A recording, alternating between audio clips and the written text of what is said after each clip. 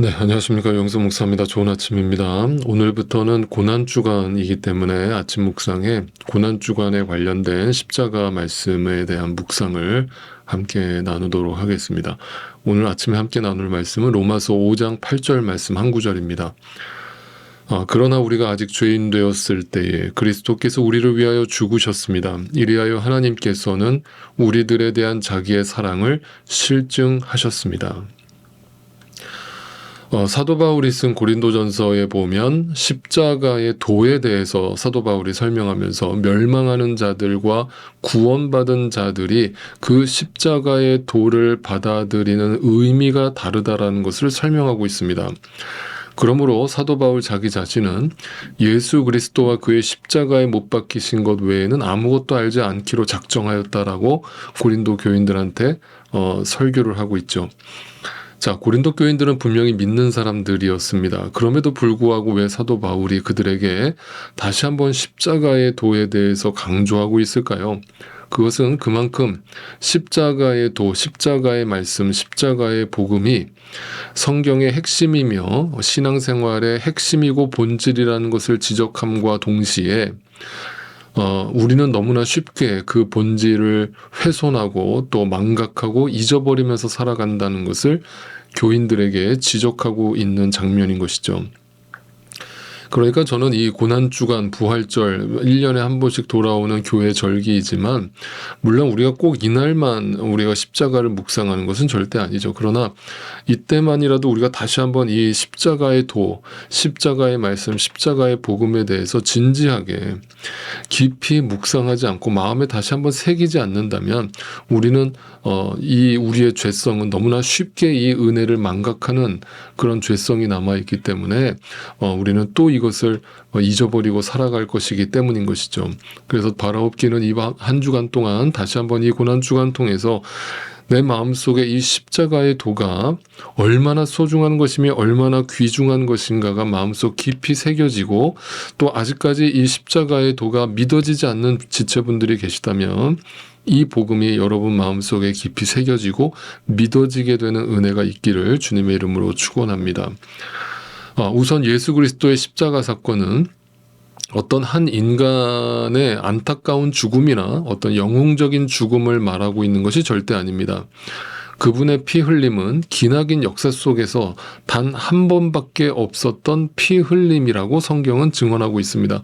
그 단 한 번의 피 흘림으로 말미암아 영원한 제사, 영원한 죄사함이 이루어졌다라고 성경은 증언하고 있습니다. 그러니까 그 피 흘림의 사건은 우리에게 있어서 너무나 소중한 것이고 너무나 귀중한 것이고 너무나 중요한 것임을 다시 한번 성경은 강조하고 있는 것입니다. 이 피 흘림은 오직 하나님의 아들 예수 그리스도만 담당할 수 있었던 것이며 인류 역사상 어떤 종교에서도 주장한 적이 없고 가르친 적이 없는 신이 인간이 되어서 인간으로 낮아져서 인간을 위해서 죽었다라고 하는 이 놀라운 선언을 하고 있는 것이죠. 여러분 중에 혹시라도 아직도 만약에 성경이 여전히 소설이라고 생각하시는 분들이 계시다면 여러분 한번 생각을 해보십시오. 여러분 상식적으로 한번 말씀을 드려볼게요. 여러분 지금으로부터 최소 2000년 전, 아니 성경이 처음 쓰여지기 시작한 약 4, 5천년 전으로 돌아가 본다면 그 같은 시대에 동시대에 여러 종교들이 있었다라는 것을 우리가 보게 됩니다. 특별히 대표적인 당시 종교라고 할 수 있다면 그리스 신화라고 할 수 있겠죠. 여러분 거기에서 그려지는 신의 모습을 한번 떠올려 보십시오. 그리스 신화에 등장하는 신의 모습은 말 그대로 절대자입니다. 오늘날로 표현하자면 오늘날도 인간은 항상 이 그리스 신화와 같은 종교를 지향하고 그 종교를 만들고 싶어하는 욕망이 있는데 오늘날도 여러분 그리스 신화가 존재하는 걸 아시죠? 네, 여러분들이 좋아하는 영화 시리즈를 보면 어벤져스라고 하는 게 있지 않습니까? 여러분 그것도 어떻게 보면 신화 창조 아닙니까? 그러니까 인간이 종교라는 걸 떠올릴 때 우리는 항상 어떤 절대적인 존재를 떠올리고 그 절대적인 존재는 항상 인간이 범접할 수 없는 영역에 있는 그런 절대적인 신을 그리는 거예요. 그런데 기독교는 놀라운 얘기를 하는 것이죠. 지금으로부터 2000년 전에 기독교의 메시지는 그 신이, 절대적인 신이 인간들을 위해서, 인간을 용서하기 위해서 대신 죽었다라는 얘기를 하고 있는 거예요. 이것이 복음이라고 이야기한다면 여러분 분명히 말씀드립니다. 그 시대에, 당대에 이런 진리를 주장하는 종교는 어디에도 없었습니다. 정말 유일무이한 사건이며 역사인 것이죠. 자, 이것에 대해서 성경이 어떻게 증언하는가 볼까요? 요한일서 4장 9절 말씀을 여러분께 읽어드립니다. 하나님의 사랑이 우리에게 이렇게 드러났으니 곧 하나님이 자기 외아들을 세상에 보내주셔서 우리로 하여금 그로 말미암아 살게 해주신 것입니다. 10절, 사랑은 이 사실에 있으니, 이 역사에 있으니 곧 우리가 하나님을 사랑한 것이 아니라, 우리가 신을 즐겁게 하고 우리가 신을 기쁘게 해서 복을 받은 것이 아니라, 구원을 받은 것이 아니라 하나님이 우리를 먼저 사랑하셔서 자기 아들을 보내셔서 우리의 죄를 위하여 화목 제물이 되게 하신 것입니다. 이것이 사랑이고 이것이 기독교의 진리입니다. 이런 종교가 없었다라는 것을 성경은 증언하고 있는 것이죠. 이 은혜의 깊이를 이해하려면 중요한 것이 있습니다. 먼저 자신이 어떤 존재인가를 깨달아야 합니다. 도대체 왜 예수 그리스도는, 이 하나님이라는 분은 도대체 왜 나를 위해서 이 땅에 인간으로 오셔서 그 십자가의 처절한 고통을 당하시고 죽으셔야만 했는가?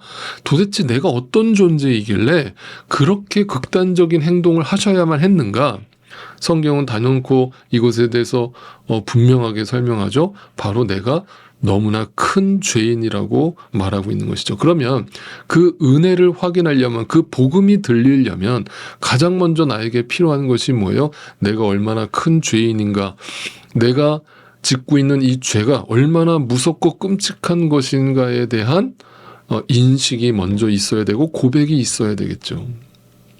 그런데 이렇게 이야기를 하면 어떤 분들은 목사님, 저는 그래서 기독교를 이해할 수가 없습니다. 나는 그렇게 큰 죄를 지은 적이 없고, 나는 지금까지 살면서 그렇게 나쁜 짓 하며 살지 않았고, 나 그렇게 죄인 아닙니다. 내가 그렇게 눈물 흘리면서 회개할 죄를 지은 적이 없습니다라고 반응하실 분들이 분명히 계실 거예요. 네. 그래서 이 복음이, 여러분 기억하세요. 복음이 우리에게 먼저 선포되고 떨어지면, 내 안에 말씀이 심겨지면 가장 먼저 일어나는 반응이 뭐냐면 할렐루야가 아니죠. 할렐루야가 아니고, 복음이 나에게 처음으로 들려지고 떨어지면 나는 죽어도 할 말이 없는 존재였구나 라는 고백이 터져 나와야 되죠. 그런데 어떤 분들은 그 복음이 떨어졌는데 나는 죄를 지은 적이 없는데요, 나는 그렇게 죄인이 아닌데요 라고 고백한다면 그것은 그 복음이 거부당하고 있는 것이죠. 자, 요한일서 1장 10절 말씀을 읽어드립니다.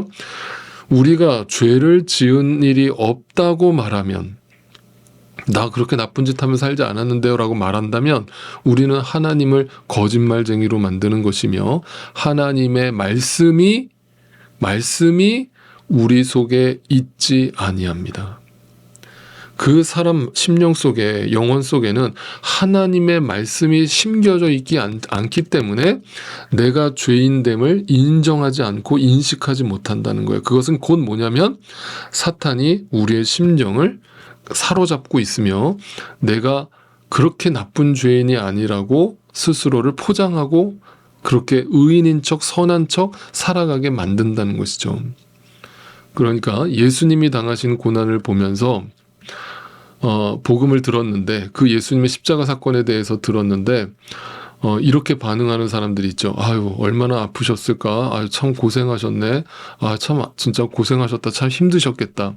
이런 어떤 동정의 시선으로 십자가의 고난을 이해하고 계시는 분들이 있다면 그 사람은 그 복음을 받아들이지 않은 것이고 모르는 것이죠. 내가 철저하게 죄인이라는 것을 고백한 자는 그 십자가 사건을 어떻게 바라보느냐? 저 십자가에 죽은 예수가 바로 나다라고 하는 고백이 나오는 것이죠. 내가 죄인으로서 예수와 함께 십자가에서 죽었다라는 것을 고백하게 되는 겁니다. 이 고백이 있어야 이 고난 주간에 여러분이 십자가를 묵상하면서 이 고백이 여러분 심령에서 터져 나와야 비로소 그 예수와 함께 십자가에서 죽고 예수와 함께 다시 부활하는 것을 경험하게 되고 믿어지게 되는 것이죠. 그럴 때 어떤 변화가 일어납니까? 제가 지난 주일에도 설교한 것처럼 질그릇에 보배를 담게 되는 거죠. 그래서 더 이상 질그릇에 집중하는 삶이 아니라 여전히 그 죄인된 질그릇에 집중하면서 한숨 쉬면서 나 여전히 이거밖에 안 됩니다 라면서 늘 패배하면서 살아가는 신앙인이 아니라 나는 여전히 질그릇이지만 나는 절대 예수 믿었다고 해서 갑자기 금그릇으로 변하는 게 아니지만 내 안에 담긴 보배를 바라봄으로 그 예수 그리스도의 보혈의 능력을 의지하여서 담대히 승리를 선포하면서 살아가게 되는 것입니다. 여러분, 그것이 신앙생활이에요. 그래서 예수님 때문에 신앙생활에 승리하는 것이지 내가 어떤 힘이 있거나 내가 되게 성숙해서 신앙생활의 승리를 이루는 게 절대 아니에요. 오늘도 예수 그리스도의 보혈의 공로와 그 능력을 의지하여서 우리는 주님 앞에 나아갈 수 있는 것이며 그 주님의 영광스러운 보좌 앞에 서서 주님을 감히 찬양하며 예배할 수 있는 특권을 누리게 된 것입니다. 더 이상 내가 죄인됨에 초점을 두는 게 아니라 예수 그리스도에게 초점을 둘 때 그분으로 말미암아 의롭다라는 칭함을 받게 되는 것입니다. 사랑하는 성도 여러분, 여러분 중에 아직도 이 그리스도의 사랑과 은혜가 와닿지 않는 분들이 계실지도 모르겠습니다. 그렇다면 이번 주간에 주님 앞에 정말 겸손하게 엎드리셔서 주님 앞에 간구해 보실 수 있기를 바랍니다. 나라는 존재를 왜 성경은 죄인이라고 부르는지 곰곰이 생각해 보시기를 바랍니다. 그리고 자신의 죄를 주님 앞에서 진솔하게 고백하실 수 있기를 바랍니다. 그리고 그곳으로 끝나지 말고 예수 그리스도가 누구신지, 그분이 왜 이 땅에 오셨으며 왜 십자가에 죽으셔야 했는지 곰곰이 묵상해 보시고 내가 바로 예수와 함께 저 십자가에 죽었다라는 것을 믿음으로 고백하시면서 하나님께서는 우리가 아직 죄인 되었을 때에 전혀 우리에게서 선이라고 하는 것은 찾아볼 수도 없을 때에 우리를 위하여 자신의 아들을 내어주심으로 그 사랑을 실증하셨다, 확증하셨다. 이 말씀이 온전히 믿어지는 은혜가 저와 여러분의 심령 가운데 있게 되기를 주님의 이름으로 축원드립니다.